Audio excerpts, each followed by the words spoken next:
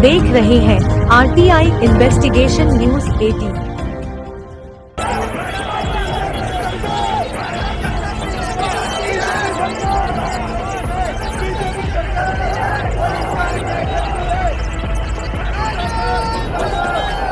सभी को अस्सलाम वालेकुम।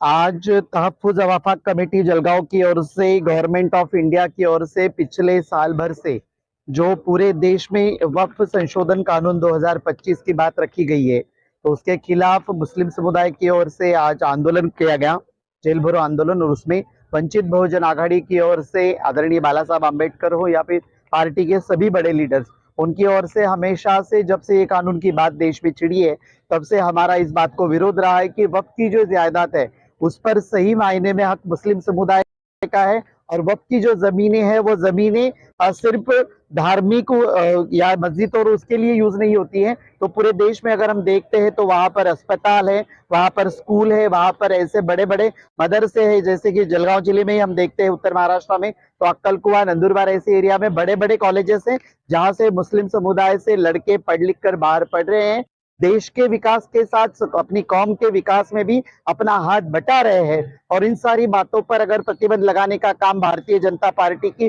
संघवादी और मनुवादी विचार की सरकार करती है, तो इसके खिलाफ हमेशा से एक अम्बेडकरवादी होने के नाते वंचित बहुजन आघाड़ी हमेशा से विरोध में है। इसलिए हम ये मांग रखते हैं, जो 5 बातें आज कमेटी की ओर से रखी गई है, उन सारी 5 मांगों का हम समर्थन करते हैं और हमेशा साथ में है। फिर लड़ाई रास्ते की हो या अदालत की हो, वंचित बहुजन आघाड़ी हमेशा मुस्लिम समुदाय के हित में और उनकी सामाजिक सुरक्षितता और उनके कानूनी अधिकारों को सुरक्षित रखने के लिए उनके साथ में हमेशा खड़ी है।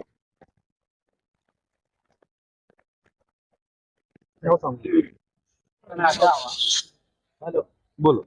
अल्हम्दुलिल्लाह, आज तहफ़्फ़ुज़ औक़ाफ़ कमेटी जलगांव यानी कि वक्फ बचाव समिति जलगांव के माध्यम से जिला स्तरीय धरना आंदोलन 2 घंटे का हुआ था। उसके बाद हमने अपने आप को गिरफ्तारियां दी। अल्हम्दुलिल्लाह सुम्मा अल्हम्दुलिल्लाह, all India Muslim personal law board ने जब से रोड मैप दिया है, तब से उनकी ये चाहत है, ये डिमांड है कि जेल भरो आंदोलन होना चाहिए। जबकि 12 अक्टूबर को all India Muslim personal law board ने जंतर मंतर पे गिरफ्तारियों का प्रोग्राम रखा, लेकिन पुलिस ने उनको आदर्श नहीं दिया। इसके लिए आज हमको अल्हम्दुलिल्लाह सुम्मा अल्हम्दुलिल्लाह, ये इंडिया में 12 है ऐतिहासिक कि जिससे ये जेल भरो आंदोलन किया है। इसके लिए हमारा आज यहाँ पे वक्फ बचाव समिति के माध्यम से 2 घंटे का धरना भी दिया गया। उसके बाद हमने हजारों की तादाद में यहाँ पे अपने आप को गिरफ्तारियां दी, और वो गिरफ्तारियां देके हम रुकने वाले नहीं है। अगली स्टेज हमारे रास्ता रोको आंदोलन है, उसके बाद की स्टेप हमारी रेल रोको आंदोलन है, उसके बाद की हमारी स्टेप आमरण उपोषण है। जब तक ये वक्फ कायदा 2025 कैंसिल नहीं होता, हम चैन से बैठने वाले नहीं है।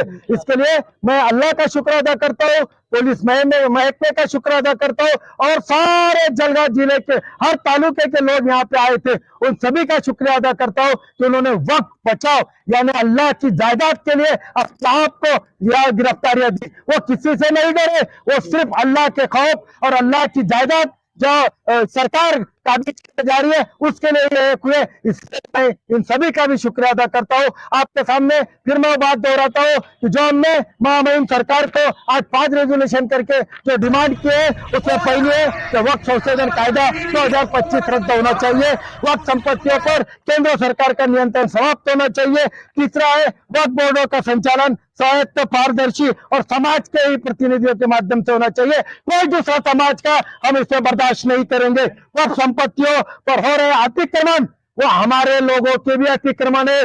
जलगांव में भी आए, अभी खुलेआम वो पेपर हम ओपन करेंगे कि जिन्होंने सरकार के वक्फ जमीनों पे अपने बाप के कब्जा करा है, उनको भी इंशाल्लाह ओपन करेंगे। पूरे भारत में ओपन करेंगे कि जिन्होंने वक्फ संपत्तियों पर हो रहे अतिक्रमण, कब्जे और अन्यायपूर्ण कार्रवाई की जांच कर दोषियों के विरुद्ध कार्रवाई करे, और जो उनको साथ दे रहा है इंशाल्लाह उनको भी नहीं छोड़ा जाएगा। जो वो बचाने के लिए साथ दे रहे हैं उनको भी नहीं बख्शा जाएगा। और आखिरी हमारी डिमांड है, क्या जो डाटाबेस एंट्री के लिए 5 दिसंबर की आखिरी तारीख है, उसको हमारे को 2 साल के लिए बढ़ाई जाए। इस तरीके से यह है, हमारी 2 बहनें शमीबा पाटिल, प्रतिभाताई शिंदे भी और सुमित्रा आहिरे साहब ने, इन्होंने हमारे हमवतन भाइयों ने बहनों ने आकर हम to information.